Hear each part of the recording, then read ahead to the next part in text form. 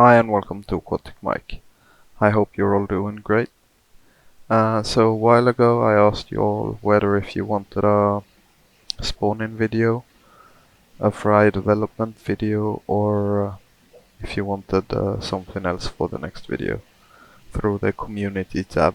And the majority of you voted for a spawning video.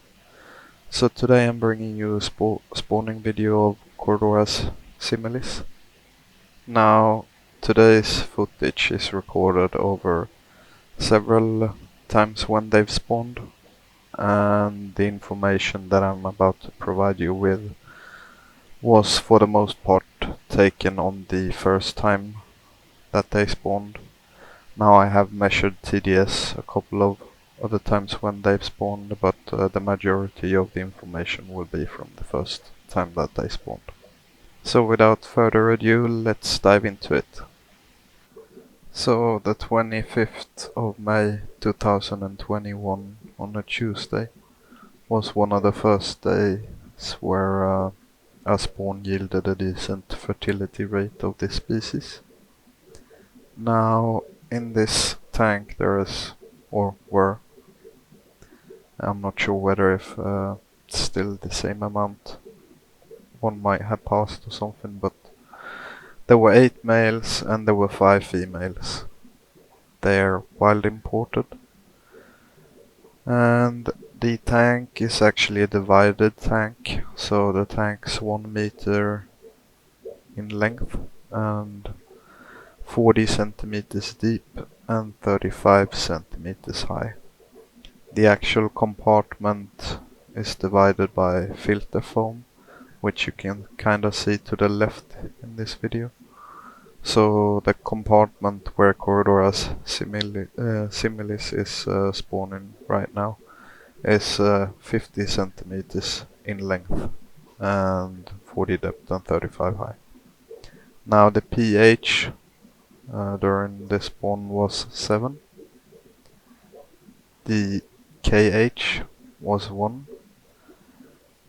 The TDS I've measured at several of the spawns, and it's been between 75 and 99 in TDS, so it's about twice that in conductivity. The temperature was 26.4 degrees Celsius.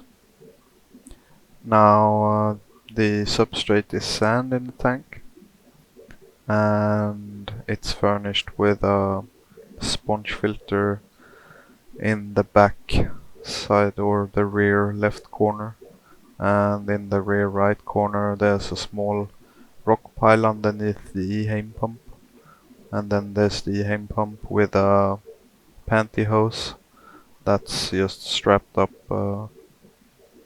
partly over the intake in case I've missed any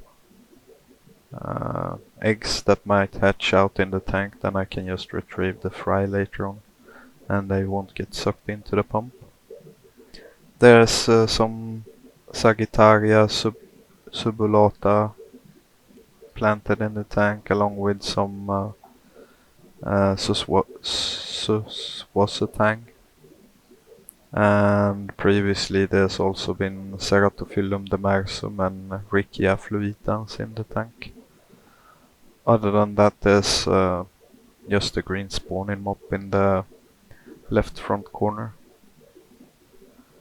I try to get rid of the snails in this tank, but every once in a while, or well, not every once in a while, but like I've never managed to get rid of them completely. So you can see a Fisa snail on the, like in the middle of the tank right now on the front glass. The diet they had prior to the spawn has been rather varied. It's been comprised of Vitalis, JBL Novotab, Tetratabimine, Basileia regular, freeze-dried Tubifex, live blackworms, frozen Artemia and red and black mosquito larvae, Daphnia and Calneus. and they put down a total number of 120 eggs throughout their spawn.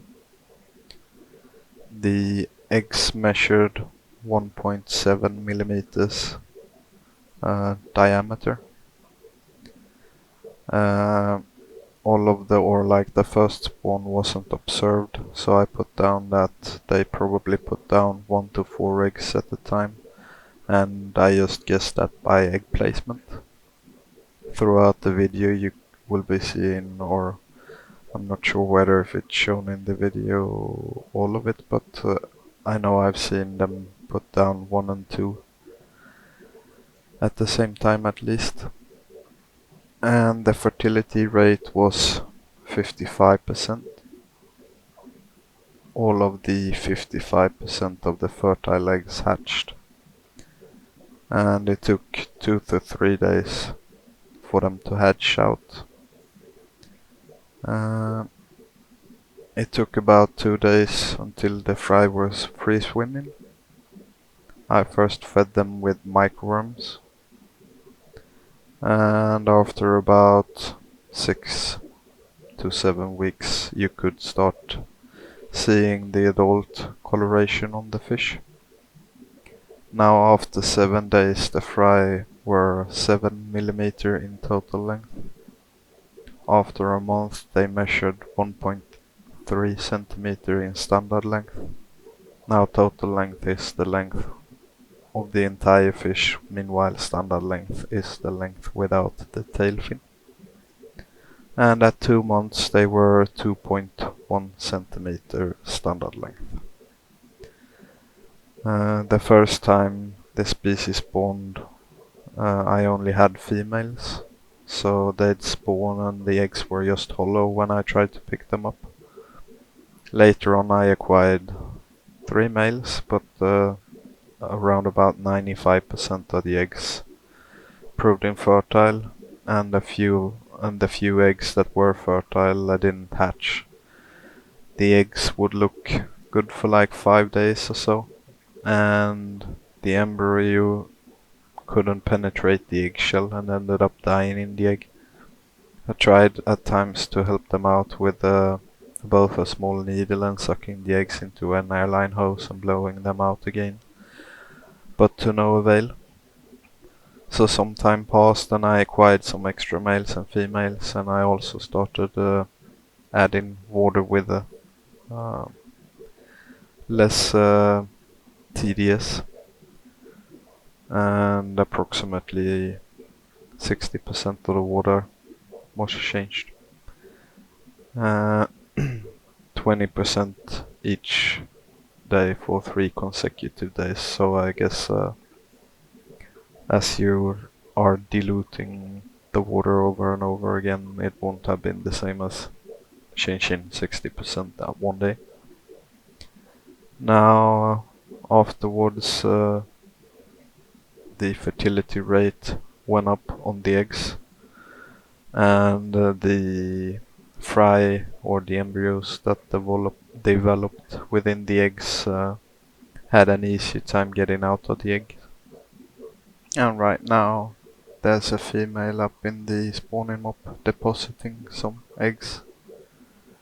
She's about to get down again, and in a minute here again we'll soon see them in a T position. The males are pestering the females.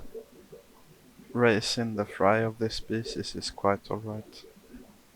They're not all that delicate. There are species who's got a lot more delicate fry, but to make it a little bit easier for them, they're not the ones that are the most eager to eat, although they're not the worst, but raising them without species of fry that are more eager to eat will help. I normally try and keep this species fry alone. As you can see, the males are nearly getting a T position now, or were nearly. There we go. There's a T position furthest down to the left. And now she's holding a couple of eggs between her pelvic fins. Probably go up and put them in the spawning mop in a minute. And as you can see, there's at least 2 eggs in her pelvic fins now. Please like, subscribe, share and comment, by the way. And if you want to support me a little bit extra, you can always finish watching the video. I've got a lot of footage of this species spawning, although not sure that I've got all that much more information to provide about them. I did provide some other information in the fry development video, so if you haven't seen that one, there's also some information about Corydoras similis in general. And if you've got any questions or so, you can always reach out and I'll try to answer it best I can. Thank you for watching. Take care. Bye.